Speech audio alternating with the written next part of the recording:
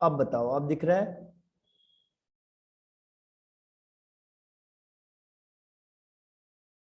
Yes sir. अब बताओ 23 का क्वेश्चन का आंसर। जैसे आपने प्रोटीन को हाइड्रोलाइसिस करोगे स्ट्रॉन्ग एसिड या बेस के साथ, तो वो किस चीज में कन्वर्ट हो जाएगा? Your time is start now. Okay, Ankit ने तो आंसर दे दिया है। आप बताओ श्वेता। 23 वाला क्वेश्चन, 23 यहां से स्टार्ट होता है। आप एक स्टेप ऊपर चले गए सर। वो 22 का आंसर दिया आपने।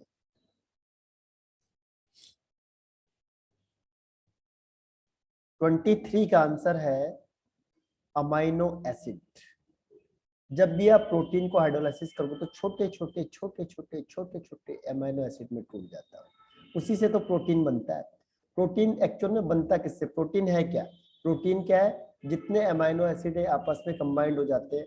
जैसे आप प्रोटीन में हाइड्रोलाइसिस करोगे, वाटर डालोगे, उसे तोड़ोगे, तो किस में टूट जाएगा? वो अमाइनो एसिड में ब्रेक डाउन हो जाता है। प्रोटीन है बहुत बड़ी चीज, जैसे दीवार है, दीवार बहुत बड़ी है, जैसे तोड़ोगे से छोटे छोटे छोटे छोटे टुकड़ों में तो क्या होगा? ईंटें दिखेंगी आपको। फिर ऐसी है, प्रोटीन है बहुत बड़ा है, इसमें हजारों अमाइनो एसिड कंबाइंड है। जैसे आप इसे तोड़ोगे तो किसमें टूट जाएगा? अमाइनो एसिड में ब्रेक डाउन हो जाएगा। ठीक है। अब आता है हीमोग्लोबिन इज एन। क्या है ये हीमोग्लोबिन?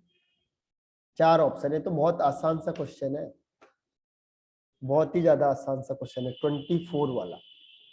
ठीक है। ओके, और बताओ अंकित। हीमोग्लोबिन टेस्ट भी होता है, हीमोग्लोबिन टेस्ट है, ब्लड में देखते हैं कि हीमोग्लोबिन, बताओ लेवल क्या है इसका। ठीक है, तो हम बताते हैं लेवल कि इसमें इतना से इतना होना चाहिए, इससे ज्यादा होगा तो भी नहीं होना चाहिए, कम भी नहीं होना चाहिए, इस रेंज में होना चाहिए। तो हीमोग्लोबिन है क्या? तो इसका आंसर, हाँ दोनों ने सही बताया है, ये प्रोटीन है, दिस इज प्रोटीन। तो हीमोग्लोबिन है प्रोटीन। Very good. अब आते हैं नेक्स्ट क्वेश्चन पे। ऐसे देखो, आप क्वेश्चन को सॉल्व करोगे, अब मैं आपको भेजूंगा इसके अलावा, और आपको खुद सॉल्व करना है, क्योंकि हम इतने सारे क्वेश्चन को कर नहीं सकते, आपको डाउट पूछना है। ठीक है, इसके आगे मैं क्वेश्चन भेजूंगा तो एक एक करके तो करेंगे हम लोग, लेकिन अगर आप करोगे तो हम ज्यादा क्वेश्चन कर सकते हैं। When a polypeptide chain run parallel and held together by hydrogen bond and disulfide bond, then fiber-like structure is formed. Such protein are generally insoluble in water. तो बताओ इनमें से कौन सा है? ये मैंने आपको कल ही बताया हुआ है। देखो ये सारी इंफॉर्मेशन एनसीईआरटी की, तभी कहते हैं कई बार एनसीईआरटी का डायरेक्ट क्वेश्चन आ जाता है।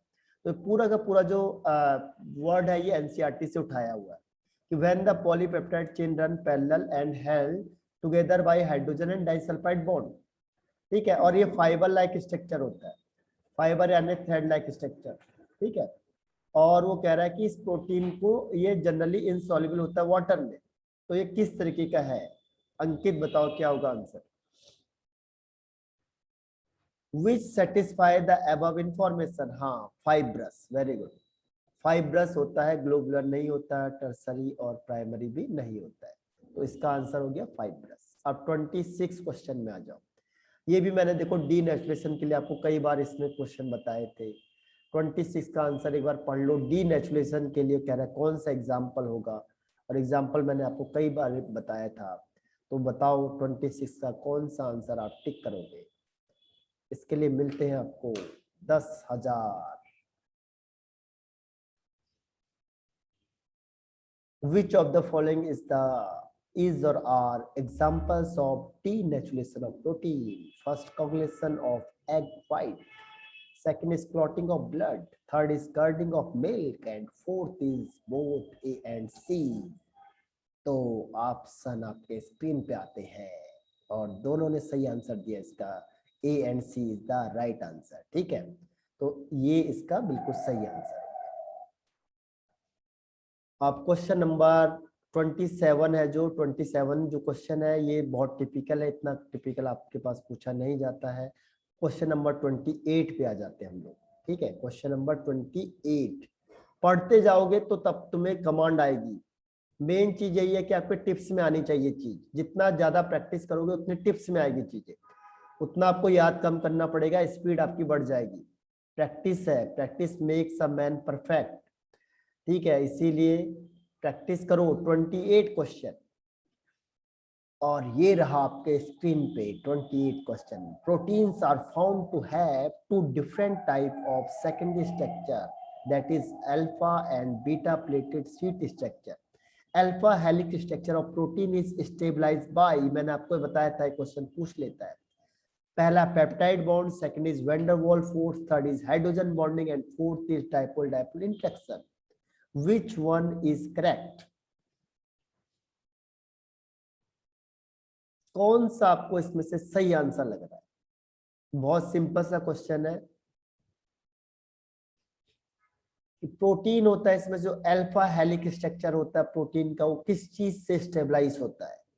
पहला peptide bond, second is van der Waals force, third is hydrogen bonding and fourth is dipole dipole interaction. Which one is correct? आपका टाइम खत्म होने वाला है, जल्दी से रिप्लाई कर दो। ये तो बहुत इजी क्वेश्चन आंसर था, ये तो आसान वाला है, टफ तो है ही नहीं इसमें। कमाल है, कोई आंसर ही नहीं दे रहा इसका।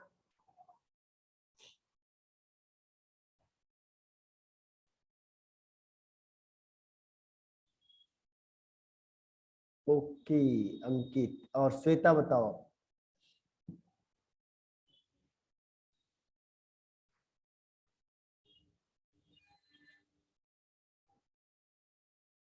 स्क्रीन दिख रही है तुम्हें? आवाज नहीं आ रही है आपकी मेरे पास।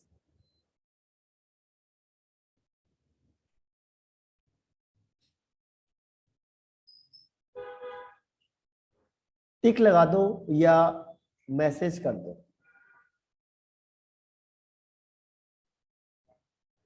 तो इसका आंसर चलो मैं बता देता हूँ, आपका टाइम आउट हो चुका है। इसका आंसर है हाइड्रोजन बॉन्ड्स। ये मैंने आपको बताया था कि जो अल्फा हेलिक स्ट्रक्चर होता है ये ऐसे बनता है, देखो अल्फा हेलिक स्ट्रक्चर, इसमें हाइड्रोजन बॉन्डिंग होती है, यहाँ से सी डबल बॉन्ड ओ, यहाँ से देखो ये एक में आएगा सी डबल बॉन्ड ओ, दूसरे में आता है एन एच, तो इन दोनों के बीच में हाइड्रोजन बॉन्डिंग हो जाती है। तो hydrogen bonding is the right answer, तो आप चूक गए। ठीक है, तो ये क्वेश्चन से आप आ गए नंबर 1 पे, फिर से शुरू से अब फिर स्टार्ट करोगे आप लोग, क्योंकि आपने गलत आंसर दे दिया है। अब क्वेश्चन नंबर 29, ये फिर वही क्वेश्चन आगे से हटा देते हैं। 30 क्वेश्चन, ये फिर वही क्वेश्चन आ गया। देखो क्या आ गया कि helical structure of protein is stabilised by, अभी मैंने इसका आंसर बताया था, चलो फिर भी बता दो आप लोग आंसर इसका। Helical structure of protein is stabilised by ionic bond, covalent bond, hydrogen bonding and van der Waals force. Which one is correct? Okay Ankit और श्वेता, हाँ वेरी गुड। तो ये आपने बिल्कुल सही आंसर दिया है और आपको मिलता है। Next question is 31 question. The structure of protein which refers to the shape in which a long polypeptide chain can exist is, देखो long polypeptide chain can exist in. The structure of protein which refer to a shape in which a long polypeptide chain can exist, इसमें लंबी polypeptide chain exist करेगी, कौन सी हो? Primary, secondary, tertiary या quaternary? 31 का answer आपको कौन सा लग रहा है? Secondary structure, quaternary structure. The structure of protein which refer to the shape in which a long polypeptide chain can exist is, देखो क्वार्टरनली तो हो नहीं सकता है, क्योंकि क्वार्टरनली क्या होता है? सब यूनिट्स होता है। क्वार्टरनली में क्या होता है?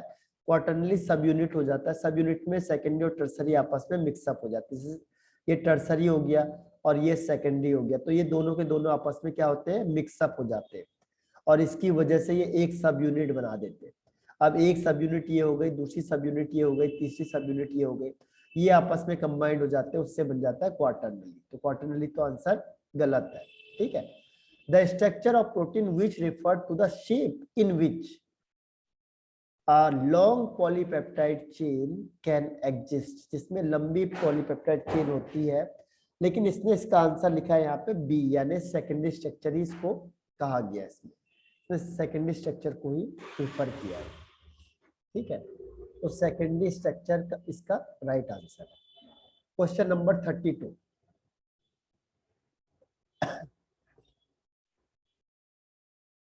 each polypeptide in a protein has amino acid linked with each other in a specific sequence. This sequence of amino acid is called, अब ये वाला क्वेश्चन है देखो, each polypeptide in a protein has amino acid linked with each other in a specific sequence. अब इसमें से बताओ ये कौन सा आंसर है? ये तो आसान सा क्वेश्चन है, इसमें तो कोई दिक्कत नहीं आनी चाहिए क्योंकि सिंपली लैंग्वेज लिखी हुई है। इसमें से कौन सा आंसर होगा? Each polypeptide in a protein has amino acid linked with each other in a specific sequence. This sequence of amino acid is said to be primary, secondary, tertiary या quaternary.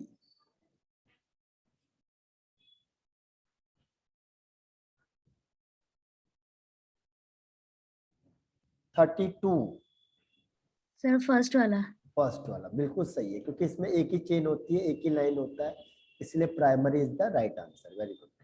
अब question number 33, which structure of protein remains intact during denaturation of process? Denaturation process, ये मैंने आपको कई बार repeat किया था कि ये बोर्ड में 2 से 3 बार ये क्वेश्चन पूछा हुआ है डीनेचुरेशन में स्ट्रक्चर के बेस पे। तो आपको ये बताना है कि कौन सा स्ट्रक्चर इंटैक्ट रहता है, remain intact during denaturation process.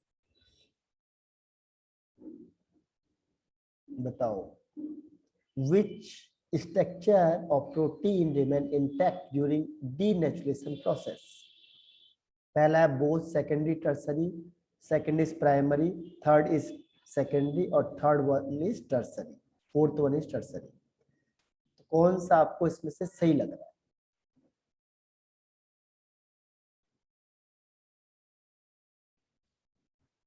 ये तो बहुत आसान सा क्वेश्चन था, मैंने 10 बार रिपीट किया था इससे क्योंकि बोर्ड में 2-3 बार फर्स्ट वाला।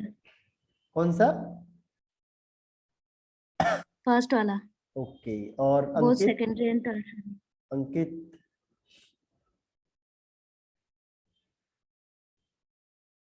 तो ये आप हार गए दोनों के दोनों लास्ट टाइम पे। आप जीतने वाले थे 1 करोड़ रुपए पर, हार गए लास्ट में। तो इसमें क्या होता है कि ये रिमेन इंटैक्ट में प्राइमरी, मैंने कहा था आपको प्राइमरी का मतलब ऐसे सीधी लाइन। अब सीधी लाइन का आप क्या बिगाड़ लोगे? तो ये इंटैक्ट मतलब सेम रहता है। जबकि सेकेंडरी और टर्सरी क्या होता है? सेकेंडरी ये हो गया, टर्सरी ये हो गया।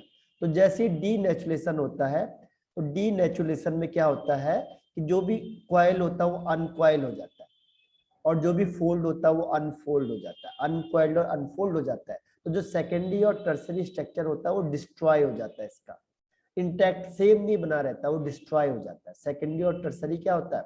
डिस्ट्रॉय हो जाता है। और प्राइमरी कहता है मेरा क्या बिगाड़ लोगे, मैं तो पहले से ही क्या हूँ, सीधा हूँ। ठीक है, ये तो टेढ़े है तो इसको टेढ़े को क्या करेंगे, सीधा करेंगे। अब जो पहले से सीधा आदमी बोलेगा मेरा क्या बिगाड़ लोगे, मैं तो पहले से ही सीधा हूँ। ठीक है, तो ये पहले से ही सीधा है इसीलिए क्या होगा, इसका तो आप कुछ नहीं बिगाड़ सकते हो, लेकिन इसका बिगाड़ सकते हो। जो सेकेंडरी है वो प्राइमरी में हो जाएगा, टर्सरी भी प्राइमरी में हो जाएगा। इसीलिए प्राइमरी स्ट्रक्चर है जो वो इंटैक्ट रहेगा, सेम रहेगा, और जो सेकेंडरी और टर्सरी है वो क्या हो जाएगा, डिस्ट्रॉय हो जाएगा इसमें डीनेचुरेशन प्रोसेस में। इसको ध्यान रखना क्योंकि ये क्वेश्चन 2-3 टाइम्स बोर्ड में पूछा हुआ क्वेश्चन है, कौन सा डिस्ट्रॉय होगा, कौन सा सेम रहता है। ठीक है, तो ध्यान रखना। और इसमें क्या होता है, जो फोल्ड होता है वो अनफोल्ड हो जाता है, जो कॉइल होता है वो अनकॉइल हो जाता है। तो इसकी वजह से सेकेंडरी और टर्सरी जो स्ट्रक्चर होता है वो किसमें चेंज हो जाता है, प्राइमरी में, और प्राइमरी का कुछ भी नहीं होता। क्लियर है, समझ में आ गया ये 33 क्वेश्चन? Yes sir. ठीक है, तो ये देखो तभी जब हम पढ़ते हैं क्वेश्चन आंसर करेंगे तभी क्या होगा, कॉन्सेप्ट ज्यादा क्लियर होते हैं। हमने पहले भी पढ़ा था, लेकिन जब आप उसे रिवाइज करके पढ़ोगे तो आपको आ जाएगा। अब इसमें से 34 क्वेश्चन आंसर है जो इसमें है कि कौन सा विटामिन सी है। सी, वैसे विटामिन सी हटा दिया आपके उससे, लेकिन फिर भी मैं आपको बता देता हूँ। इसमें जो विटामिन सी है कौन सा एसिड होता है, तो इसका नाम होता है एस्कॉर्बिक एसिड। एस्कॉर्बिक एसिड होता है, ये विटामिन सी होता है। और एक लास्ट क्वेश्चन है, कौन सा विटामिन वाटर सॉल्युबल होता है, बता सकते हो आप? Which one is water Yes, sir. Soluble? हाँ बताओ। Vitamin C. Vitamin C. Okay Shweta. Yes, sir. Vitamin C. हाँ, इसीलिए डॉक्टर आपको क्या कहता है कि विटामिन बी और विटामिन सी को कंटिन्यूअस लेते चले जाओ। क्यों? क्योंकि वाटर में सॉल्युबल होता है और हमारी बॉडी से बाहर हो जाता है। तो बाहर हो जाता है तो हमें हर दिन इसको खाने में इंटेक्ट लेना पड़ता है डाइट के साथ, नहीं तो हमारी बॉडी में क्या होगा, डेफिशिएंस हो जाएगा विटामिन बी और सी का। तो इसीलिए विटामिन सी पे क्वेश्चन आता है कि विटामिन सी को डॉक्टर क्यों कहता है इसको डाइट में हर बार लो, क्योंकि वाटर सॉल्युबल होता है और हमारी बॉडी से एक्सीट हो जाता है। तो इस तरीके से आज का ये 35 क्वेश्चन हमारे सॉल्व हो चुके हैं। अब मैं आपको आगे के क्वेश्चन भेजता हूँ। पहले आपने इसमें से किसी को कोई डाउट है तो मुझे पूछो आप। Any doubt in any question, या कोई भी आपको बायोमोलिक्यूल्स में कोई भी डाउट है किसी टॉपिक में तो पूछ लो। है कोई डाउट?